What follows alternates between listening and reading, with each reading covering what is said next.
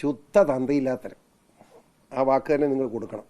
ശുദ്ധ തന്തയ്ക്ക് പുറക്കാത്തവൻ. എനിക്ക് ഒരു തന്തയേ ഉള്ളൂ, അത് ബഹുമാനപ്പെട്ട നരേന്ദ്രമോദിജി തന്നെയാണ്. മാറുന്ന പ്രശ്നമില്ല. പക്ഷേ മുസ്ലിം തീവ്രവാദി കൂടുതലാണ്, അതാണ് സത്യം. ഞാൻ ദൈവത്തെ സാക്ഷ്യപ്പെടുത്തി നിങ്ങളോട് കാര്യം പറയട്ടെ. എലക്ഷൻ ഫണ്ട് എന്താണെന്ന് പോലും എനിക്കറിയില്ല.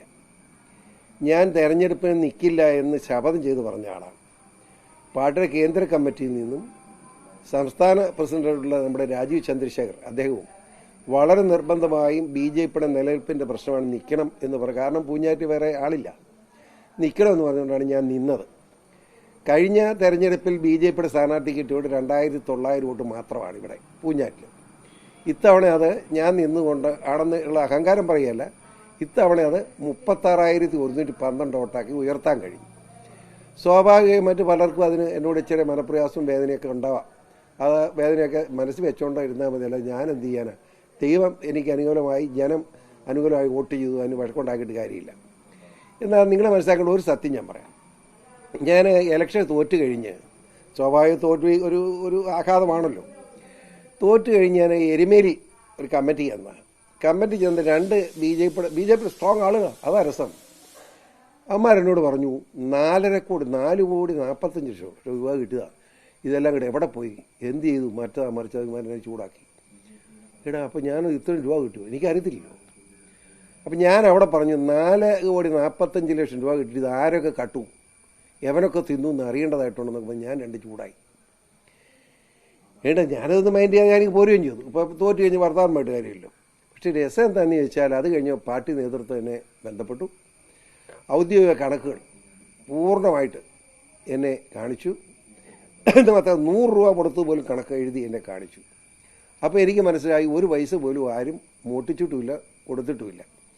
ഒരു അസംബ്ലി സീറ്റിൽ സ്ഥാനാർത്ഥി ചെലവഴിക്കാവുന്ന പണം 40 ലക്ഷം രൂപയാണ്.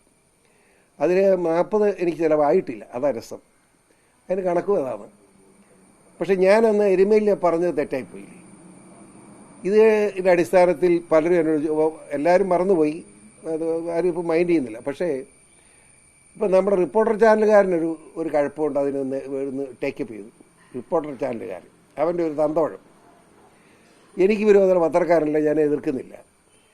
പക്ഷേ അവർ എന്നോട് ചോദിച്ചു വളരെ വ്യക്തമായിട്ട് കാര്യം പറഞ്ഞു. ഞാൻ എരുമേലി വിളിച്ച് ഇങ്ങനെ പറഞ്ഞത് സത്യമാണ്, പക്ഷേ അത്രയും പണം കിട്ടിയിട്ടില്ല. 100 രൂപ പോലും ചെലവഴിച്ചെന്നെ കണക്കെന്നെ കൊണ്ട് കാണിച്ചു. ഒരു പൈസ പോലും ആരും നഷ്ടപ്പെട്ടിട്ടില്ല, കട്ടിട്ടില്ല എന്ന് മാത്രമല്ല, എൻ്റെ ഇവിടുത്തെ ഇലക്ഷൻ ചാറി മുഴുവൻ വഹിച്ചിരുന്ന ഒരു സജി കുരിക്കാട്ട്, സജി എന്ന് അവർ പറഞ്ഞ സജി കുരിക്കാട്ട് എന്നാണ്. അങ്ങേരെ ഒരു ഹയർ സെക്കൻഡറി സ്കൂൾ പ്രിൻസിപ്പളായിട്ട് റിട്ടയർ ചെയ്ത ആളാണ്. 5 പൈസ പോലും കക്കുവ മൂട്ടുക ചെയ്യുന്ന ആളല്ല. വളരെ മാന്യനാണ്. ഒരു തെറ്റും പറയാനില്ല. ഇതാണ് സത്യം. ഞാൻ എരുമയിൽ പറഞ്ഞത് ശരിയല്ല, ഞാനതിന് ക്ഷമ ചോദിക്കുന്നു. അത് കഴിഞ്ഞ് പിന്നെ എന്നെ തെറി പറയേണ്ട കാര്യമുണ്ടോ? നിങ്ങൾ പറ. വളരെ സത്യം എന്നാണ് ഞാൻ കാര്യം. ഞാൻ പറഞ്ഞ സത്യമാണ്. ഒരാൾക്കെങ്കിലും ഒരു നയാ പൈസ ഞാൻ കൊടുത്തതായി, ഞാൻ പറഞ്ഞിട്ട് കൊടുത്തതായി തെളിയിക്കാമെങ്കിൽ ഞാൻ ശിക്ഷിച്ചോന്ന് പറയുന്നില്ല, ഞാൻ ആത്മഹത്യ ചെയ്തേക്കാം. അതുകൊണ്ട് ചെയ്യാൻ പറ്റുമല്ലോ. മനസ്സിലായില്ലേ?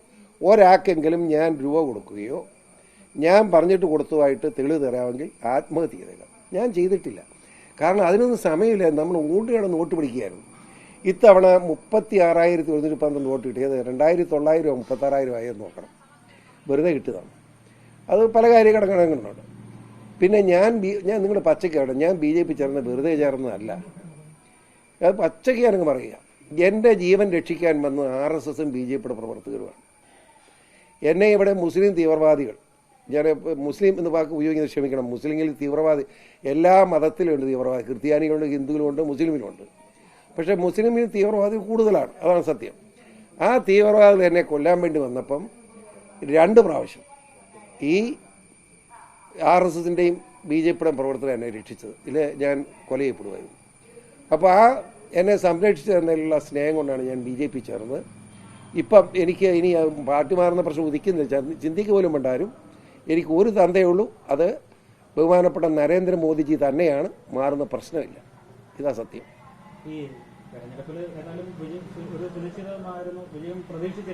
അതെ അതെ അതെ അതെ, അത് വളരെ ക്ലിയർ ആണ്. അത് ആ ഒരു സംശയം ആവശ്യമില്ല. ഇവിടുത്തെ ക്രിസ്ത്യൻ കമ്മ്യൂണിറ്റി BJPക്കെതിരെ ശക്തമായി ആഞ്ഞടിച്ചുകൊണ്ട് UDFിന് അനുകൂലമായ നിലപാട് സ്വീകരിച്ചു. അത് ക്രിസ്ത്യൻ കമ്മ്യൂണിറ്റി എന്ന് പറയുന്നത് തെറ്റിദ്ധരിക്കേണ്ട, ബിഷപ്സിൻ്റെ തന്നെ ഭൂരിപക്ഷം വരുന്ന ബിഷപ്സും ഒറ്റക്കെട്ടായി UDFിന് അനുകൂലമായ തീരുമാനമെടുത്തു. ആ തീരുമാനമാണ് എന്നെ തോപ്പിച്ചത്. ഇല്ലെങ്കിൽ ഞാനിവിടെ ജയിക്കുമായിരുന്നു, സംശയമൊന്നും വേണ്ട. ആ നന്ദി അദ്ദേഹത്തിന് ഉണ്ടാവുമെന്നാണ് ഞാൻ കരുതിയത്. അത്രയും മറുപടി ഉള്ളൂ.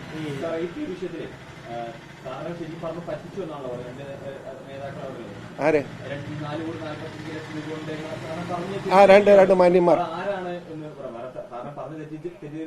ആരാണെന്ന് പറയാൻ ഞാൻ ഉദ്ദേശിക്കുന്നില്ല. ഏതായാലും ഒരു കാര്യം പറയാം. ഏതായാലും ഞാൻ അവിടെ പാർട്ടി കമ്മിറ്റി സംസാരിച്ചത് എല്ലാ ചാനലുകാർക്കും എങ്ങനെ കിട്ടിയേ? അത് ആരാണ്? BJPക്കാർക്ക് കൊടുത്താണല്ലോ, അവരാണെന്ന് കണക്കാക്കുക. മനസ്സിലായി? നീ തെളിവ് പറയണ്ടല്ലോ. തെരഞ്ഞെടുപ്പ് രംഗത്ത് ഒരു ഭിന്നതയും കാണാനില്ലായിരുന്നു. എല്ലാവരും ഒറ്റക്കെട്ടായിരുന്നു. അതിനകത്ത് ആരും ഒരു വൃത്തികേട് കാണിച്ചായിട്ട് പറയാൻ എനിക്ക് കഴിയില്ല. ഒന്നും ചർച്ചയായില്ലെന്ന് ഇവിടെ ആരും അത് മൈൻഡ് ചെയ്തു പോലുമില്ല. അതൊക്കെ പക്ഷേ അത് ഈ കേന്ദ്ര ഗവൺമെൻറ് വേണമെങ്കിൽ അസംബ്ലി തെരഞ്ഞെടുപ്പ് കഴിഞ്ഞിട്ട് ആ നിയമത്തെപ്പറ്റി ആലോചിച്ചാൽ മതിയാകാമായിരുന്നു എന്ന് പലരും അഭിപ്രായമുണ്ട്. പക്ഷേ കേന്ദ്ര ഗവൺമെൻറ് സാഹചര്യം കേരളം മാത്രം വെച്ചല്ലോ, ഓൾ ഇന്ത്യ ബേസിലല്ലേ. അപ്പോൾ കുറ്റപ്പെടുത്താൻ കഴിയില്ല. ആ നിയമം കൊണ്ട് ക്രിസ്ത്യാനിക്കുന്ന വിഷമം പറയട്ടെ. ആ നിയമം വന്നതല്ല, നമ്മൾ അതിന് വേറൊന്നുകൂടെ പറയാം. ആ നിയമം കൊണ്ടുവരുന്ന തർക്കം ഉണ്ടായ ക്രിസ്ത്യൻ ബിഷപ്സിനാണ്. അവരുമായിട്ട് നരേന്ദ്രമോദിയുടെ നിർദ്ദേശപ്രകാരം അമിത്ഷാ വളരെ വിശദമായി ചർച്ച ചെയ്തു. എന്ന് മാത്രമല്ല, ഇവരുടെ പേടി എന്താണെന്ന് മനസ്സിലായി. അതുകൊണ്ട് അമിത്ഷാ വാക്ക് പറഞ്ഞു, ഇന്നലെ എന്ത് നടന്നു എന്ന് നോക്കുന്നില്ല, ഈ നിയമം പാസ്സാകുന്ന അന്ന് മുതലുള്ള നിയമമേ നോക്കുന്നുള്ളൂ. അപ്പോൾ അവർക്ക് പേടിക്കേണ്ട കാര്യമില്ലല്ലോ. ഭയങ്കര സന്തോഷിച്ച് മിത്രന്മാർ പുറത്തിറങ്ങി തിരിച്ചു വർത്താനം പറയിച്ചു. പിന്നെ എങ്ങനെ നന്നാവും ഇത്? ക്രിസ്ത്യൻ സമുദായത്തിന് തന്നെ വളരെ അപകടകരമായ നില ഉണ്ടായിക്കൊണ്ടിരിക്കുക. ഈ നമ്മുടെ ബിഷപ്സൊക്കെ, ഈ ബിഷപ്പുമാർക്ക് ഇതൊക്കെ ആലോചിക്കുന്നത് നല്ലതാണ്. അവരെ ബിഷപ്പാക്കി വെച്ചിരിക്കുന്ന, അച്ഛന്മാരാക്കി വെച്ചിരിക്കുന്നതൊക്കെ ഞങ്ങൾ വിശ്വാസികളാണ്. ആ വിശ്വാസികളെ മുഴുവൻ വെള്ളത്തിലാക്കരുത് എന്ന് ചിന്തിക്കാനുള്ള ധാർമ്മികത അവർക്കുണ്ടാകണം തന്നെയാണ് എൻ്റെ അഭിപ്രായം. സാറേ, ഈ വിഷയത്തിലെ സെബാസ്റ്റ്യൻ കുളത്തിങ്കൽ ഒരു പ്രതികരണം നടത്തിയിട്ടുണ്ട്. ഇതിൽ വേറൊരു ഗൂഢലക്ഷ്യമുണ്ട്. കോൺഗ്രസിലേക്ക് പോകാൻ PC ജോർജ് UDFിലേക്കും ശ്രമിക്കുകയാണ്. 3 തവണ ഘടാഷിയിലെ ഒരു നേതാവായിട്ട് കൂടിക്കാഴ്ച നടത്തിയെന്നാണ് അദ്ദേഹം പറയുന്നത്. ഞാൻ പറഞ്ഞത് ശുദ്ധ തന്തയില്ലാത്തവൻ. ആ വാക്ക് തന്നെ നിങ്ങൾ കൊടുക്കണം. ശുദ്ധ തന്തയ്ക്ക് പുറക്കാത്തവൻ. അതായത് മനസ്സിലാക്കണം, അവനെ ജില്ലാ പഞ്ചായത്ത് പ്രസിഡന്റ് ആക്കിയവൻ ഈ ജോസഫ് ഗ്രൂപ്പിൻ്റെ സ്ഥാനാർത്ഥിയായിട്ട് നിർത്തി ജയിപ്പിച്ച് അവനെ കൊണ്ടുവന്ന് ജില്ലാ പഞ്ചായത്ത് പ്രസിഡന്റ് ആകാൻ നമുക്ക് വോട്ടില്ല, മാണി ഗ്രൂപ്പിനെ വോട്ട് കൊടുക്കുകയില്ല. അങ്ങനെ വന്നപ്പം CPMൻ്റെ AKG സെൻറ്ററിൽ പോയി എല്ലാ നേതാക്കന്മാരെയും കണ്ട്, മാത്രം VSനെ കൊണ്ട് തന്നെ സ്ട്രോങ് ആയ നിലപാട് സ്വീകരിച്ച് ഇവനെ സ്ഥാനാർത്ഥിയാക്കി. ഇവൻ ജില്ലാ പഞ്ചായത്ത് പ്രസിഡന്റായി. 2 ആഴ്ച കഴിഞ്ഞപ്പോൾ മാണി ഗ്രൂപ്പിൽ ചേർന്നു. ആ പാരമ്പര്യം അവനുള്ളത്. മനസ്സിലായോ? ഈ തന്തയ്ക്ക് വർക്കാത്തരം കാണിച്ച് പഠിച്ചവൻ തന്തയ്ക്ക് വർക്കാത്തരം പറഞ്ഞുകൊണ്ടിരിക്കും. നമുക്ക് നിയന്ത്രിക്കാൻ പറ്റില്ല. അവനെ വെറും ചായക്കട, ഞാൻ ചെറുതാക്കുകയല്ല, ചായക്കട ചായ എടുത്ത് കൊടുത്തോണ്ടിരുന്നവനാണ്. അവനെ എങ്ങനെ അഭിപ്രായം എനിക്ക് അവിടെ ആൾക്കാർ ചോദിച്ചാൽ പറഞ്ഞു തരും. ഒരു വടക്കേ മുറി അച്ഛനുണ്ടായിരുന്നു. ആ അച്ഛൻ്റെ രഹസ്യ ബ്ലേഡ് കച്ചവടക്കാരനായിട്ട് ഇവൻ മാറി. ഒരു സുപ്രഭാതത്തിൽ സ്കൂട്ടർ ആക്സിഡൻറ്റിൽ അച്ഛൻ മരിച്ചുപോയി. അതോടുകൂടി കുളത്തുങ്കൻ സമ്പന്നനുമായി. അതിനെപ്പറ്റി പറയാനുള്ളൂ. മനസ്സിലായില്ലേ? ഞാനങ്ങനെ സമ്പന്നനായതല്ല, കുടുംബപരമായിട്ടുള്ള സ്വത്തായിരുന്നത്, ഞാൻ ഉണ്ടാക്കിയതല്ല. എവിടെയെന്ന് പറയട്ടെ, വൃത്തികെട്ടവൻ. അവൻ്റെ സ്വഭാവം, ഞാൻ സ്വഭാവം പറഞ്ഞില്ലേ? ജോസഫ് ഗ്രൂപ്പ് എന്ന് ജില്ലാ പഞ്ചായത്ത് പ്രസിഡന്റായ പിറ്റേ ആഴ്ച മാണി ഗ്രൂപ്പ് ചേർന്ന് വൃത്തികെട്ടവനവൻ. അവനിട്ട് കളന്മാരിച്ചോട്ടെന്ന് വർത്താനം പറഞ്ഞു. ഞാൻ BJPക്കാരനാണ്. കോൺഗ്രസിന് ആരോട് സംസാരിച്ചതെന്ന് പറയട്ടെ. ഞാൻ കോൺഗ്രസ് സംസാരിച്ചിട്ടില്ല. വേറൊന്നും മനസ്സിലാക്കണം, കോൺഗ്രസിലും കമ്മ്യൂണിസ്റ്റിലും BJPയിലും ഒക്കെ ഈ വ്യക്തികളുമായി വളരെയേറെ അടുപ്പമുള്ള എല്ലാവരും ഉണ്ട്. BJPയിലും ദേശീയ മുന്നണിയിലും എല്ലാ പാർട്ടിയിലും ഉണ്ട്. ജോസഫിനെ കണ്ടെന്ന് ഞാൻ കണ്ടു. എന്നെ അതിനെ കണ്ടോ? എനിക്ക് സൗകര്യമുണ്ട് കേട്ടെ. എന്നാ കണ്ടേ? അതും കൂടെ പറഞ്ഞേക്കാം. PC ജോസഫ് പുള്ളി ഇപ്പോൾ ഈ ആന്റണി രാജുവിൻ്റെ പാർട്ടിയാണ്. PC ജോസഫിൻ്റെ ഭാര്യ, ഞങ്ങൾ ഒരു എറണാകുളത്ത് പഠിച്ചവരാണ്. ഭാര്യ അസുഖമായി കിടപ്പിലായി. അപ്പോൾ അവരെ ഒന്ന് കാണുക എന്നൊരു മര്യാദ വെച്ച് ഞാൻ ജോസഫിനെ മൂവാറ്റ് വെച്ച് കണ്ടപ്പോഴാണ് ഇങ്ങനെ പൗളി കുഴപ്പമില്ലാതൊക്കെ ഇരിക്കുന്നത്. എന്നാ ഒന്ന് കണ്ടേക്കാം, അതുകൊണ്ട് ഇവിടുന്ന് പോയതാണ്. അവിടെ ചെന്ന് പവളിയാൻ്റെയെ കണ്ട് കുറച്ച് നേരം വർത്താനമൊക്കെ പറഞ്ഞ് സ്നേഹം പറഞ്ഞ് തിരിച്ച് വരുമ്പോൾ കൃത്യം ജോസഫിന് പിന്നെ കൂടെ അങ്ങ് പോരുന്നേ, എന്നാൽ ഇവിടെയും കയറും പറഞ്ഞു. അങ്ങനെ കയറി കുറച്ച് നേരം വർത്തമാനം പറഞ്ഞിരുന്നു. ഒരു ജോസഫ് അയാണ്ട് ഈ ചാനലും കണ്ടുകൊണ്ടിരിക്കുകയായിരുന്നു. പുള്ളിക്ക് മിണ്ടാൻ പോലും ബുദ്ധിമുട്ടുണ്ട്. ഞാൻ സംസാരിച്ചപ്പോൾ ഞാൻ കൂടുതൽ സംസാരിക്കില്ല, ഇപ്പോൾ കോട്ടയം സ്തുതിയിൽ ഞങ്ങൾക്ക് പോരുകയും ചെയ്തു. ഇതാണ് കണ്ടത്. അതിന് എന്നെ കുഴപ്പം എനിക്ക് മനസ്സിലായില്ല. നിങ്ങൾ ഒരാളെ വഴി വെച്ച് കണ്ടാൽ മിണ്ടാതെ പോകണോ? ഞാൻ ഇങ്ങനെ വൃത്തികളൊക്കെ പറഞ്ഞ് എങ്ങനെ നോക്കുന്നത്? ഈ പാലായിലും പൂഞ്ഞാറിലൊക്കെ അതേപോലെ ഈ എ ക്ലാസ് മണ്ഡലങ്ങളിൽ തെരഞ്ഞെടുപ്പിൽ BJP പണം ഒഴുക്കി എന്നുള്ളൊരു ദൈവം സാക്ഷിയം പറയാം, എനിക്കറിയില്ല. കാരണം ഞാൻ ഒരു പൈസയായിട്ട് ബന്ധപ്പെട്ടിട്ടില്ല. ഒരു പൈസ ഞാൻ കൊടുത്തിട്ടുമില്ല, വാങ്ങിയിട്ടുമില്ല. മനസ്സിലായില്ലേ? അത് നിങ്ങളിവിടെ പാർട്ടി ആൾക്കാർ വന്ന് എനിക്കറിയില്ല.